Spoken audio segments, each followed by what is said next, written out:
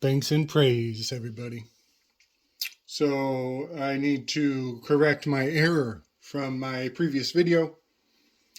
I foolishly misquoted Ras Ben. The phrase I was looking for is, free your mound and your mind will follow. And Ras Ben is a wealth of knowledge. He is a strong influence in my personal worldview. And in this video, I will connect you to some of his work, and I will put some show notes from a collaboration between Ras Ben and Michael Wan. And if you don't know who those two fine synchro mystics are, then please let this be the gateway to a beautiful line of reasoning and mutual research project that they have been doing, having a heavy correlation to the 40th parallel and the history of Philadelphia. It is just a wealth of just tremendous knowledge and information. In fact, I'll probably link quite a few shows going to Ras Ben's channel and also the work between Ras Ben and Michael Wan.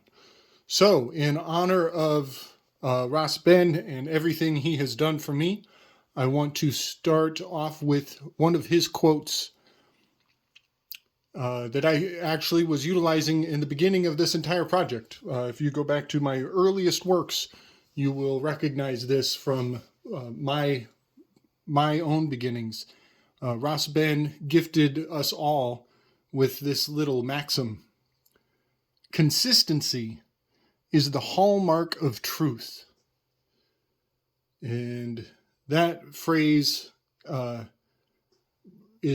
gives a lot of power to that quote I dropped a couple of quotes back, that one person armed with the truth constitutes a majority. So here we are going to delve into a lot of Ras Ben's research, and we're going to find a whole lot of consistency, and we are working our way towards the truth. This will probably be the last time I use this layout on my board, so I will definitely take that time to move the camera in closer and give everybody a better glimpse on some of the fine details of what is laid out on this dry erase installment. So, in my research today, I started getting ahead of myself. I was looking into the concept of, the gypsies, the Romas, the roaming gypsies, the wandering ones, who are most prolifically recorded in Europe. And in Europe, the gypsies were not welcome anywhere that they went, and laws were passed to cast them out perpetually. And their origin is quite a mystery, quite a unsolved riddle. And I believe some of the research that I will try to bring to bear for everybody may indicate that they come from the Americas, that this is very much related to the lost history of the United States, and the possibility that the Old Testament and the events of the Old Testament and some of the lost tribes of Israel are rooted in this land, and that the reason that we are kept from knowing that knowledge is because it gives many of us all a claim to the soil. And the temperance card, they keep coming around with these civil wars and these resets and these recovery administrations. They're covering up again. They are recovering the history of humanity. And we are now empowered in a whole new way, to see through and pierce the veil and look back at history with new eyes. And Ras Ben has done a lot of work, maintaining that lineage of knowledge. So, in my research on the Gypsies, I found an old song by Cher, and that song is Gypsies, Tramps, and Thieves. And maybe I'll link that in the show notes. It's kind of entertaining to see Cher. She's coming out of a chariot. Cher comes walking off of this chariot, a gypsy wagon, and she is singing about her lineage of the gypsy bloodline, and as hokey as the entire video is, because it's from the 70s, 80s. It's incredibly hokey, but I do believe there is much being laying out in plain sight, and it's been there all along. And when I see this G, T, and T, I know that we are looking at a gate, the Tav. We are looking at the gate of the Tav, GTT. That's the post and lintel of the gateway of initiation. We are being invited into a cipher here. And when you divide T and T, 22, by a G, 7, you will get pi. And that is quite a fun little code, put right in plain sight there with Cher's, I think it was her 7th album. So I will also point out that Cher is walking on the chariot, and Cher in reverse gives you this Resh, which is the head. And boy, oh boy, she's got quite a head full of hair in that video. It's pretty entertaining.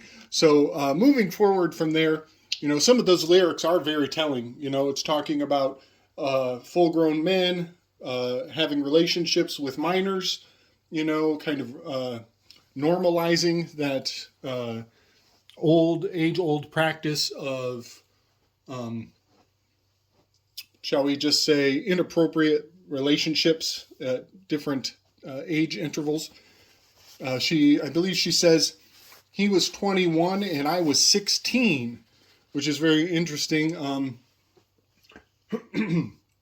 As 16 is the Tower card, 21 is the World card, and there we have the phallus and the yoni, kind of built into a little spell in her lyrics. But I'm digressing. I'm going to move into some of Ras Ben and his work proving that the Algonquins were, in fact, the lost tribes of Israel, the lost 10 tribes of Israel. And some of the research that will substantiate this, I highly recommend people look into this or find the book, is a book written by James Adair, Adair, from 1775. Good luck finding that one. And the title of the book is History of American Indians. And in there he has 23 arguments proving that the Algonquin were the lost 10 tribes of Israel. And I will run through that list of 23 arguments, but for one, you will notice this 23 is, that's genetics, that's the genomes, allegedly, if you believe in all that, the DNA, the tribe of Dan, the Tav, the tribe of Dan, the Danoi. I will also quickly state that Lieutenant Dan, that's Left-tenant Dan, the 10 left behind, Left-tenant Dan, he is missing his feet, he's missing his legs. He went to war like a fool, and he lost his legs. The Fool card is not watching his step. So Left-tenant Dan is very much indicating there's some degree of animosity is baked into the mythology behind these tribes, the lost tribes of Israel. And in the end, I will make one last point indicating that, our DNA and the tribe of Dan. This is the foundation of the animosity between the seeds. It has, I believe, a heavy correlation to the myth of the Garden of Eden, and essentially the original controversy over the origin of humanity. And it all goes back to the animosity between the seeds and the war between the bloodlines, the royal bloodlines, and factions and rebellions that have caused much turmoil, much death in this world. It's very profound. So here I'm going to read the 23 arguments proving that the Algonquin were the lost 10 tribes of Israel, the missing 10 tribes of Israel. And they read as follows. Division into tribes, meaning that they observed, very much like the hierarchies of Israeli history, they observed a division into tribes. They also worship a Jehovah, Jehovah, Jhovh. Number 3, they have notions of theology, which are very similar. Number 4, belief in the administration of angels. Number 5, language and dialects. Number 6, manner of counting time was very similar. Number 7, they have prophets and high priests. Number 8, their festivals, their fasting, and their religious rites, very similar to those of Israel. Number 9, they had daily sacrifices.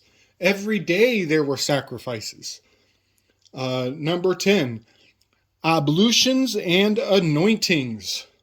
And here on number 10, we have some very interesting signals. That's ablutions and anointings. That's 3 A's, which, let's just put this out. Number 10, they have an A, all adding up to number 13, the death card. Just pointing that out. Very profound, some of the signals and steganography in this list itself. Number 11, laws of uncleanliness. Number 12, abstinence from unclean things. There we have the gloves of the touchless death, the clean hands of equity that are required in order to enter the tabernacle. Very profound. The laws of uncleanliness included in this list. Number 12. I'm going to step back to 11. Number 11 is laws of uncleanliness. Number 12 is abstinence of unclean things. There's something going on there for sure. Number 13, marriage, divorce, and punishment for adultery. Number 14, they have several specific punishments, basically that they have a similar law, punitive system. Number 15, cities of refuge, much like in Ezekiel through Jonah, that they have, if somebody commits a crime, they can go to a safe place to avoid inappropriate retribution, something we've lost in our culture today. Number 16, purification ceremonies. Number 17, ornaments, as in jewelry. Number 18, manner of curing the sick. Number 19, burial of the dead. Number 20, mourning for the dead. 21, rising seed to deceased brother. That's an Old Testament tradition. Essentially, if somebody dies, their wife is available to marry the brother of the fallen patriarch. So basically keeping it all in the family, and very profound, these similarities. Number 22, change of names adopting to circumstances and times, meaning that there are traditions around name changes that are similar to the tribes of Israel. A lot to be said on that one. All of these are a rabbit hole in and of themselves. Number 23, their trade practices. And here I will point out 23 is their trade practices. That is a 2, 2, and a 7 on the final notation. 2, 2, 7. His last entry, number 23, encodes a pi, the concept of pi. And I believe that has much to do with DNA in the sacred number 23. So that is essentially the end of the list, and I will be linking many show notes. I'll pick up the camera and move it around here, but I want to indicate something that I believe goes back to my past 4 or 5 videos. We're talking about a lost 10. The lost 10 tribes of Israel, and the animosity between the seeds, the animosity between bloodlines. And remember, folks, number 10 is hand in the Hebrew alphabet. We may very well be talking about the hidden hand, the lost 10 tribes of Israel, going back to this lover's card and the story of Genesis and the Garden of Eden and the time when Adam and Eve were cast out. And this may even tie into the word primate Eve, primitive. This animosity between the seeds, it may have much to do with race, and not the color of your skin per se, but it may just have to do with your genealogy, your bloodline, and certain abilities that certain families have kept the tradition, kept the original, shall we just say, obstetric practices, where some people have abilities that others do not, and that it comes from a long lineage of birth traditions. And I'll put it out there. I think we might be talking about the placenta again. I do believe that there are certain tribes that consume the placenta in some way or another. And this is where I'm a little out of my league, but I do believe that, this mixing bowl in this recipe for global disaster that keeps continuing has much to do with the fall of Babylon, our inability to speak to one another, the confounding of tongues.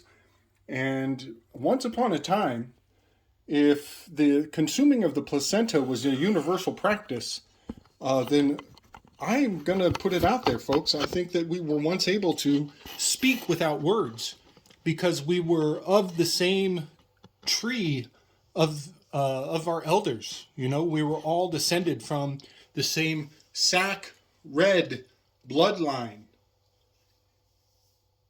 So I'll just leave that for the rest of you to fill in the blanks.